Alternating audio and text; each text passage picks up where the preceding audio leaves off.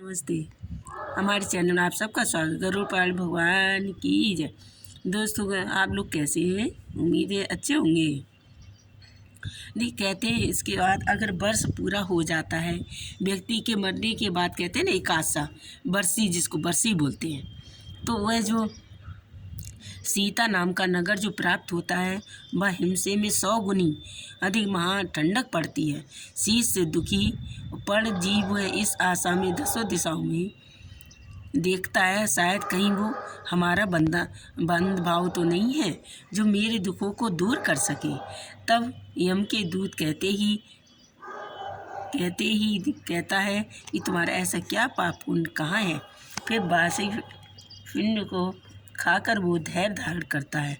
यानी जो कहते हैं ना, साल भर जिसकी बरसी नहीं होती है, तो वो जो जीव हमारे घर में है वो इधर उधर से ही देखता रमता ही रहता है। तो जब तक नहीं जाता, जो ठंड पड़ती है, शीत दुखी होता है। शीत मतलब जो हमारा जीव होता है, मृत्यु के बाद उसको जीव बोलते हैं। तो जिसकी मृत्यु होता है, दसों दिशाओं में घूमता रमड़ता रहता है।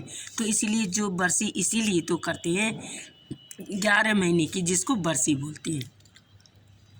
तो जो उसके बारे में बताते हैं, यमदूत कहते हैं तुम्हारा ऐसा कोई पुण्य कहाँ है। वह फिर वार्षिक पिंड को खाकर वह धैर्य धारण कर लेता है, यानी उसको संतोष हो जाता है। हमारे जीव को, जो मृतक को, यानी जिस घर में जिस किसी की मौत हो जाती है, तो उस जीवधारी को हम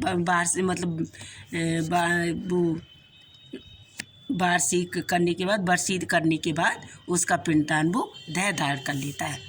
तो जो 11 महीने की जो सब विधि विधान थी, उसको उसके बारे में बता रहे हैं। और कहते हैं उसके बाद जो वर्ष के अंत में जो यमपुर निकट पहुंचने पर उसे प्रेत भवभीतपुर में जाकर हाथ भर माप के अपने शरीर को छोड़ देता है।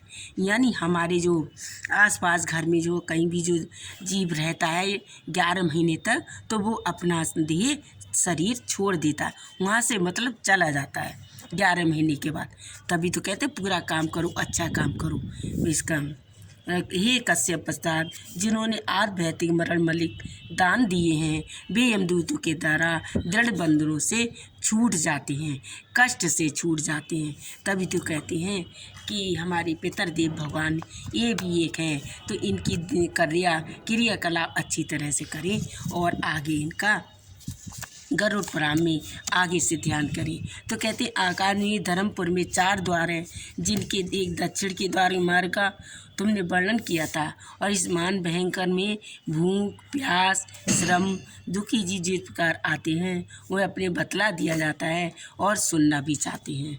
तो इस प्रकार से आपको बरसी के बारे में बताया, 1 महीने से लेके 11 महीने तक की गरुड़ पुराण में। देखिए कितनी सुंदर बताई है भगवान ने। तो दोस्तों, आपको पूरा ये अध्याय हो चुका है दूसरा। अब कल को आपको तीसरा अध्याय के बारे में गरुड़ पुराण में पढ़कर सुनाएंगे और समझाएंगे भी कि क्या क्या इसके अर्थ होता है, क्या इसमें सार होता है। तो दोस्त, ये हमारे चैनल में को लाइक करें और हमारे चैनल ज़्यादा से ज़्यादा सब्सक्राइब करें। दोस्तों, कमेंट में ज़रूर लिख के भेजिएगा आप लोग कि गलत पढ़ा है या सही पढ़ा है। अच्छा पढ़ा हो तो भी लिखें और बुरा पढ़ा हो तो भी लिखें, ताकि हम आपको अच्छी तरह से आगे समझें। गरुड़ पुराण भगवान की